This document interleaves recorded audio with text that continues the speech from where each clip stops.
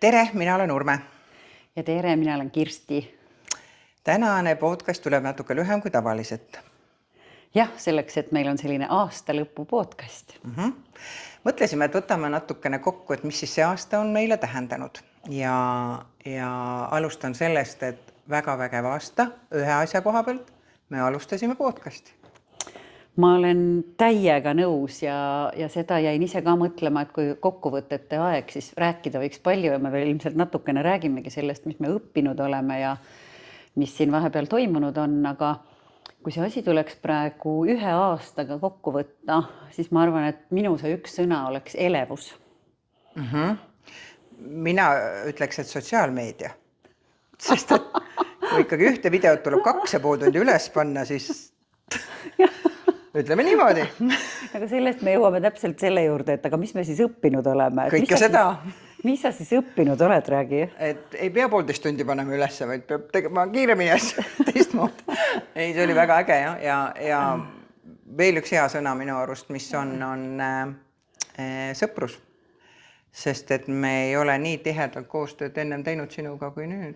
Jaa, ma olen teiega nõus, et ma just mõtlesin ise ka, et kui hakata mõtlema, et mis asja siin õppinud on, et no mul tuleb ka see võib-olla see sotsiaalmeedia ja üleüldse, et kas või see sama, et kuidas ma sinna Instagrami ennast lõpuks sisse logisin, et ma ei tea, see võttis nii metsikult aega, aga nüüd läheb juba kiiremini ja asjad nagu sujuvad paremini ja ma arvan, et me oleme palju õppinud ja sõprus on ka täpselt niimoodi, et me ei ole tõepoolest nii palju koos olnud ninapidi ja iseenesest nagu väga põnev on olnud ja kogu see asi on äge olnud. Ja ma arvan, et veel õppimise mõttes mina pean küll tunnistama, et kui me seda podcasti nagu tegema hakkasime, siis me tulime lihtsalt täie entusiasmiga. Meil ei olnud vist õrna aimugi, mis see tegelikult üldse endast ette kujutab. Et tegelikult võib-olla kõige suurem õppimine ongi ikka see, et me hakkasime natukene nagu taipama ja aru saama, et mis see siis üldse tähendab, et mis projekti kallale me üldse hüpanud oleme. Just. Tehnilisest poolest me ei teadnud üldse mitte mõhkugi, teadsime, kuskil on võimalik podcasti salvestada. 2 esimest läksid ju meil metsa.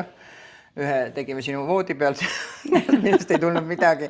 Ja siis, kui saime teada, et sellega veel kogu pidu ju ei lõppe, kui podcast on lindistatud, siis tuleb tema veel ära töödelda ja tuleb veebi saada ja sinna tuleb igasugu kirju juurde panna ja et inimesed saaks aru, millest jutt käib. Et siis hakkas meid aitama meie Liisi, kes aitab meid siiamaani. Koostööd õpime, kõik on hästi ja Liisil on tõesti kuldsed käed. Liisi oskab oma asja teha ja me usaldame teda. Ja siis me leidsime ka podcast Rendi, kellele me oleme ka väga tänulikud, kelle juures me oleme stuudiotes lindistamas käinud ja jälle hästi palju nagu asju õppinud on ju. Aga ma veel jäin seda mõtlema, et mis mulle endale tuleb kõige sellega meelde, on ka selline mõte, et me kohe kindlasti ei kavatse nii-öelda ära lõpetada seda ägedat tegemist, mis me alustanud oleme ja ma arvan, et kõige suurem selline innustaja asja juures on tegelikult ikka teie tagasiside. Et see on uskumatu, kui hästi ja soojalt te olete meid vastu võtnud, et suured tänud teile kõigile selle eest ja see kuidagi nagu tiivustab lausa nagu edasi minema sellega. Kurb oleks sahtlisse olnud teha neid videosid. Nii kui kirjanikud kirjutavad sahtlisse raamatuid, siis meie oleks kuskile riiulisse kirjutanud. Podcasti riiul. Ja mina tänan ka, sest et mulle väga meeldib see, et väga palju nooremaid inimesi, tervitused Hannesele, 30+ inimesed, kes on öelnud, et tegelikult oli väga põnev kuulata, sest ega temad saavad ka üks päev 50+ on ju. Ja me oleme ikkagi teinud ju seda natuke läbi huumoripirisma, on ka tõsisemaid teemasid. Aga see on see koht, kus aeg näitab, mida vaja on ju teha, sest ega meil on tulnud väga palju teemasid ja meil on juba järjekord ilusti uue aasta listis on ju. Jaa, täpselt nii ongi, et järjekord on listis ja ma veel võtan selle teema ka, et me siin naljaga pooleks juba ütlesime, et me hakkame tegema seda järjekorda ka nendesse, kes hakkavad klubisse tulema.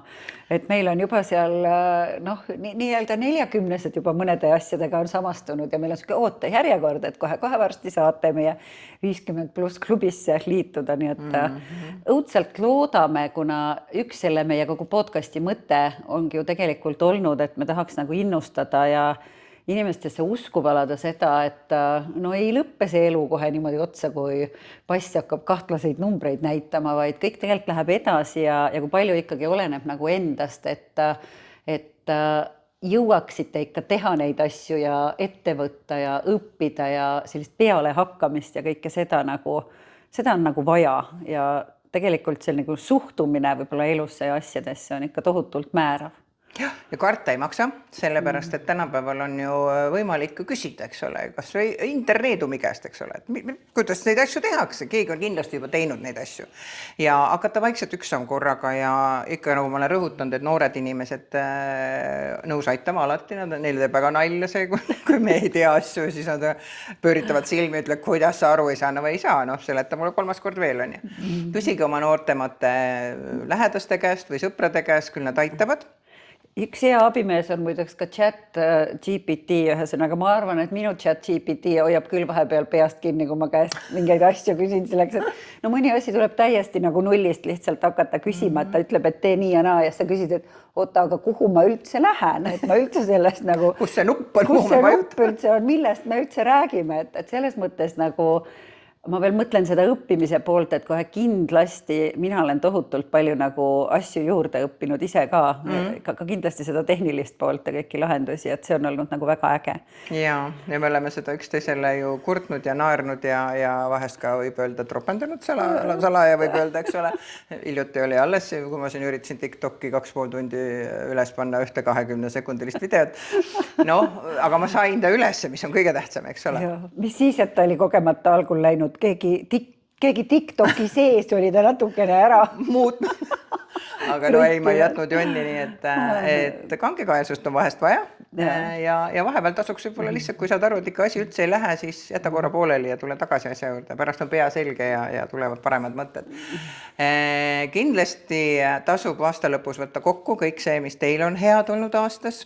Ja üks lugu, mis ma tahtsin kindlasti jagada, on see, et kui meil oli poole aasta peal olime, siis ma avastasin internetist ühe sükse huvitava asja, ta on olemas heade mõtete purk. See on selline kaanega tore purk, kus siis iga õhtu kirjutad väikse kirjalapiku peale, siis mis täna oli head ja murad kokku, paned sinna ja 31. siis keerad selle tagurpidi ja siis saate oma lähedastega vaadata, mis kõik head juhtus, eks ole. Ideaalist peaks seal olema siis 365 lipikut aasta jooksul. Ma nüüd siis eile vaatasin seda meie purki, no kas 40 tükki äkki on. Ei ole ju aega olnud kirjutada sinna purki, aga uuest aastast ma luban, et me hakkame seda korralikult täitma järgmine aasta, et siis järgmise aasta lõpus oleks see 365 head asja, sest igas päevas juhtub midagi head. See on selge. Ja. Isegi kui saad poriseks, siis ühel hetkel saad mantli puhtaks, ka see on hea.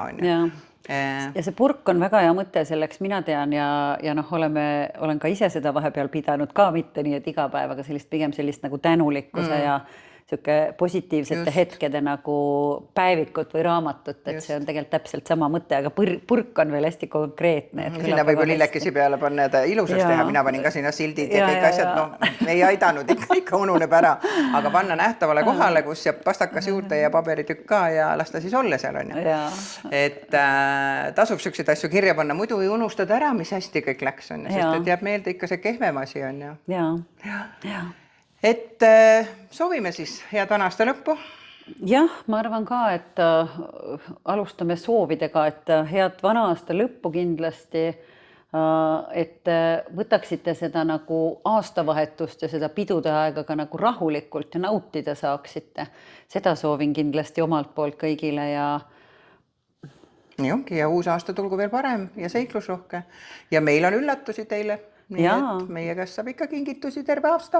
Aasta läbi saate kingitusi ja meie külaliste sarjad jätkuvad ja võib-olla siia lõpetuseks ma tahaks veel ühe sellise mõtte teile öelda, et ma tean, et aasta lõpus tuleb igale poole sotsiaalmeediakanalitesse ja kõike hakkab väga palju tulema igasuguseid kokkuvõtteid ja vahel tundub, et võib-olla kõik teised on nii palju teinud ja käinud ja näinud ja võib-olla selline mõte veel siia lõpetuseks, et kui aasta kokkuvõtteks kõige tähtsam asi on lihtsalt see, et sa jäid ellu, siis see on ka täiesti okei. See on täiesti piisav.